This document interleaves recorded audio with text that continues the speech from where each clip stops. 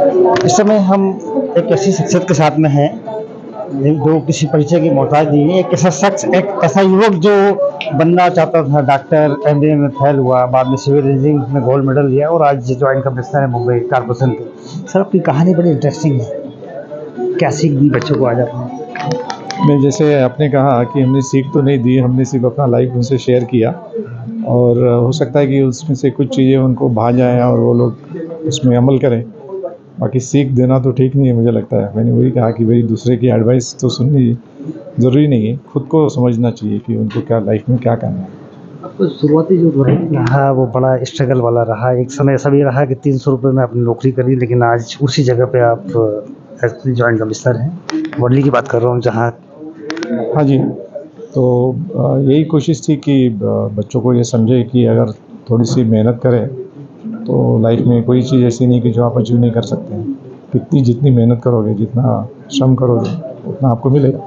आप डॉक्टर बनना चाहते थे, डॉक्टर नहीं बन पाए। एमबीए करना चाहते थे, एमबीए नहीं कर पाए। और आप अभी जिस जॉब में हैं, कितना संतुष्ट पाते हैं आपको?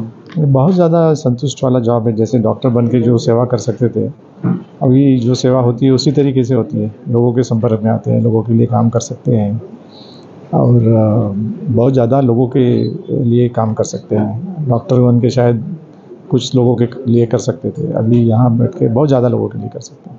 तो संतुष्टि होती है, बहुत संतुष्टि का काम मिलता है यहाँ पे। आपका जो शुरुआती जो संघर्ष रहा है लाइफ का, कहीं कोई ऐसी कोई बेड़ी वाला जैसा मामला, जैसे बच्चों को जैसे आपने बताया, असफलता ज़रूरी है लाइफ में कामयाबी के लिए? हाँ, क्योंकि असफलता आपको झकझोर देती है, आपको जगह देती है। अदरवाइज़ आप अपने सपनों में रहते हैं, समझ नहीं पाते कि लाइफ में क्या करना है। छोटी-मोटी कामयाबी से खुश हो जाते हैं।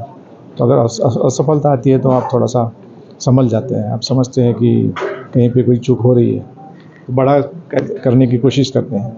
सपने देखना चाहिए बच्चों को? बिल्कुल देखना चाहिए और सपने देखेंगे तभी तो सक्सेसफुल होंगे। सपने तो ज़रूरी है। सपने पूरे होते हैं? बिल्कुल पूरे होते हैं और पूरे होने के लिए मैंने जैसे कहा कि मेहनत लगती है।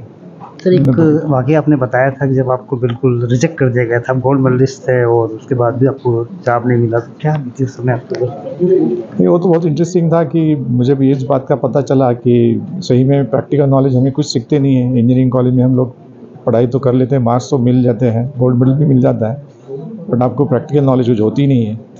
तो दोनों चीज़ों का होना बहुत ज़रूरी है और उसके लिए जब तक आप फील्ड में नहीं जाओगे, पर्सनली काम नहीं करोगे, तब तक कभी कुछ नहीं मिलने वाला। सर, बचपन में अर्ली एज में आपके पिताजी को आपको खोना पड़ा, माताजी ने आपको सँभाला और एक समय ऐसा भी आया जब उन्होंने घर की ज़मीन बेच के आपको पढ़ाया लिखाया। वो क्या मामला, किस तरीके से वो दौर था वो? हाँ, तो वही जैसे मैंने कहा कि जो चीज़ें आपको लगती है कि आपके अगेंस्ट है, वो अगेंस्ट नहीं होती है, आपको एक्चुअली बढ़ावा देती है। अगर आपके पास सारी चीज़ें होती तो आप आराम से गाँव में रह जाते, छोटी-मोटी चीज़ें कर लेते, खुश हो जाते। बिकॉज़ आपके पास कुछ नहीं था तो आपने सोचा कि इससे निकलना है बाहर, कोशिश की और निकले। आपकी कामयाबी में मुंबई का कितना इम्पोर्टेंट रोल रहा है? मुंबई का मैं कहूँगा कि 100% रोल है, क्योंकि मुंबई में आने के बाद ही जो भी ग्रोथ हुई है, जो भी समझ आई है, जो भी कोशिशें की है, मुंबई में आने के बाद ही हुई है। मुंबई सपनों का शहर कहा जाता है, वो बिल्कुल सही बात है।